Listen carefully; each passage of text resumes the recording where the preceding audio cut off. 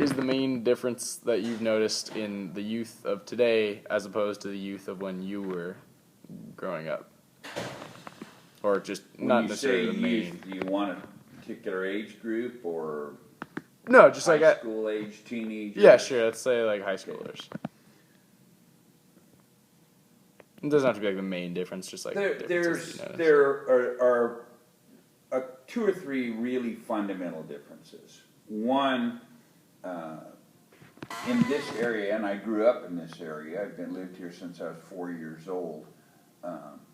Most of the children came from blue-collar workers that worked for Northrop or Douglas or Rockwell, and were assembly line people, and they were just a hard-working mom and dad that just making ends meet, and you took your 2-week vacation during the summer and went camping or fishing or whatever, and the rest of the time you did your chores at home, you had a job to do there, there was no expectation you were going to get a car when you turned 16.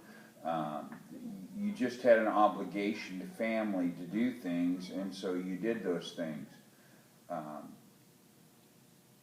Those things have changed a lot. The dynamics of that have changed a lot because of the socioeconomic differences in this area where we live right here now and then. Obviously, the vast majority of people now are college graduates who have expectations that children are going to go to East Coast colleges or UC system schools. They're going to be doctors, lawyers, and Indian chiefs. Where before, if you graduated from high school, you would go get a job, and it was okay to work in a gas station or be a mechanic, or it was okay to do that. That dynamic has changed the world a lot. The expectation on most children is very, very different. Most kids don't grow up with take out the trash chores, do the dishes chores, mow the lawn chores. Most people in Manhattan Beach probably grow up with a gardener who comes once a week and does their lawns for them. They don't even know which end of the lawnmower to use. Now that's not a slam against kids, but it creates a different dynamic in what they do. Do you think that the fact that kids are growing up like with the expectation to go to college and like they're gonna like work and like have their parents pay for all this stuff, like do you think that's sort of creating like a dependence on parents as opposed to like when you grew up and you kind of had to like make it your own? I don't know if it creates a dependence on parents, but I think what it does is creates immaturity. It slows the maturation process. You know, when you're in high school, when I was in high school, and you had the prom coming up, I had a job to go out and make money in order to pay for the prom. I didn't go to my dad and say, "Dad, I need $100 or $200 or whatever it was to go to the prom." It was significantly less, but I had to go earn the money. That doesn't make me a holier than thou person. That's just a sign of the times. Nowadays, parents drop hundreds and hundreds of dollars on the prom and wouldn't even think twice about, doing it. I think that it creates a society of children that are slower to mature. And ergo, we have many 30-year-olds living at home. They do mature slower in that regard. People say that kids nowadays are a lot smarter. I don't think they're any smarter. I think that their IQs are probably the same. I think what you see is a lot more information is fed to them, so they have access to a lot more knowledge, and they can get it faster through technology. And I think that's an advantage for them learning-wise. But that's the biggest thing, I think, is the maturation process has really slowed down.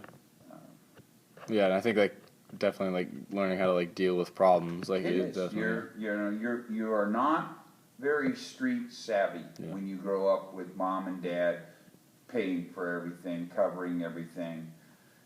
I'll give you another example. We're at a school right now, and if I got in trouble at school in a classroom, and the principal or the counselor or whoever was calling my parents called up and said, your son got in trouble in the classroom, My parents would have accepted what they said as being factual. And when I got home, I would have probably got in trouble again. That would have been the norm. Now, those very same parents in a community like this would immediately call the school and challenge the process. Did you give him all his rights? You didn't tell him that. What about this? What about? They're trying to defend the child instead of ever saying the child could have done anything wrong, which is a really a strange assumption to think that children can't do anything wrong. They're not very wise. Of course they're going to make mistakes.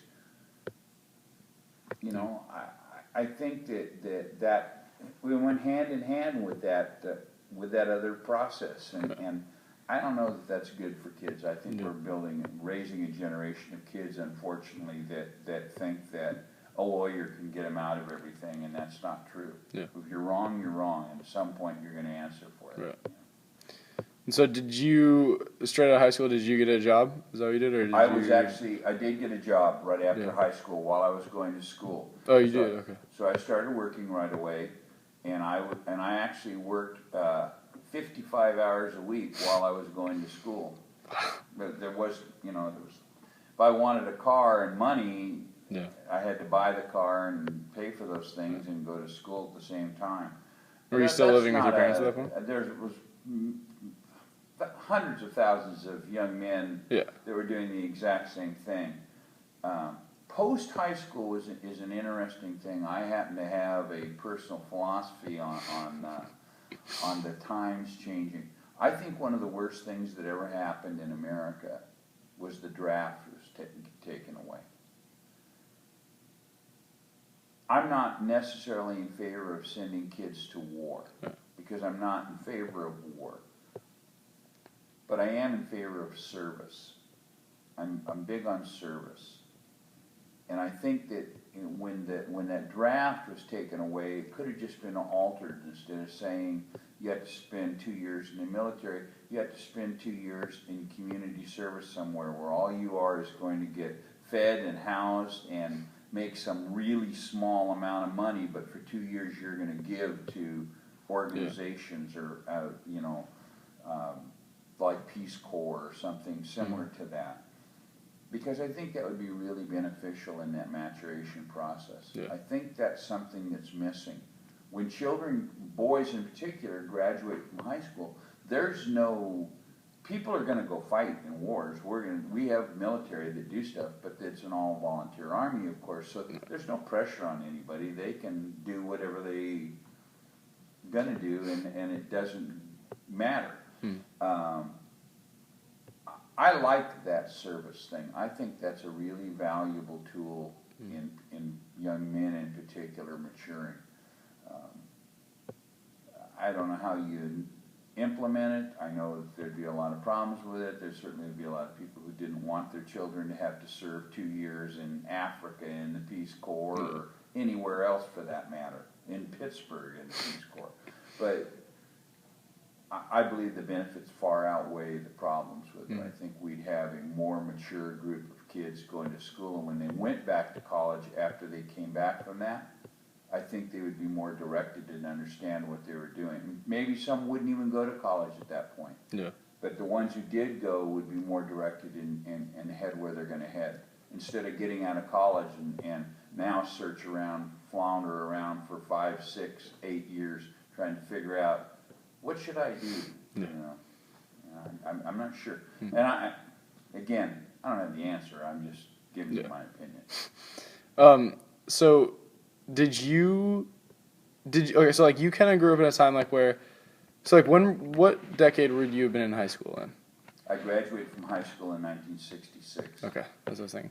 So you were kind of like in high school, you would have been, there wasn't a war going on while you were in high school, The Vietnam War started in the early 60s. Okay. So before I graduated from high school, we already had troops in Vietnam. Okay. And so did you graduate like expecting to serve? Because well, when you were 19 in those days, you signed up for the selective service. You had to because it was a draft. So upon your 19th birthday, you just signed up for the draft. That was by law, you had to Yeah. do that. If you were a full-time student, 12 units or more, you had a 2S deferment, which meant you were a student. And you couldn't get drafted while you were a full-time student. If you dropped below 12 units at any point in time, then you became 1A, and then not only could you, but you were going to get drafted. And and when I got drafted, there was about 50,000 boys a month being drafted. So you over a course of 3 or 4 years, you can get quite a few guys in the military through that method. I went to Vietnam. It wasn't something that I look back on now and say, "Shoot, I'm glad I went there to experience that." I am glad I went because my brother, who was in college, as soon as he graduated, he was at UCLA, and as soon as he graduated, he got drafted. Because as soon as you graduated, you become 1A. Yeah. So he became 1A and he got drafted, and he didn't have to go to Vietnam because I was in Vietnam, so they wouldn't send my brother there while I was there. So he opted for that and went someplace else. So there was a benefit, and I came back alive. That's another benefit. A lot of people didn't. Yeah. And so, like, do you find that your generation was a lot more patriotic than like the youth of today? Because I mean, I don't see a lot of examples of patriotism in our youth besides like kids like on the 4th of July. Like that's like obviously like still like a big in our generation. But I don't know. I feel like our like country like I have a picture of it being appreciated more, but that could just be being delusional. I think my parents' generation, the World War II generation, what is referred to as the greatest generation, those people were more patriotic. Yeah. Kids my age that were being drafted at 19 years old, I was back east when Woodstock was taking place. I wanted to go to Woodstock. I didn't want to go to Vietnam. That's where I wanted to go. I was in the Army, though, so I didn't have much choice. So I wanted to go into Nam. But I would have rather have gone to Woodstock. Yeah. I don't think kids were exceptionally patriotic. I think that a lot of them spoke out very violently about the Vietnam War. There was a lot of protesting on all campuses. So I don't know if you could say that they were more patriotic. They were, by law, forced to do things.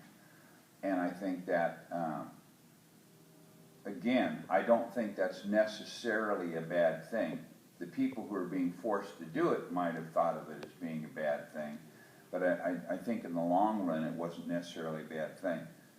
I don't know if our generation was any more patriotic than kids today are. So I'll just go like one more question. So with like all like the technology that's like coming out and everything, like people like have said that like quality of life is like improving. Like, do you believe that like for people growing up today, like they have a higher quality of life than the time that you were being brought up?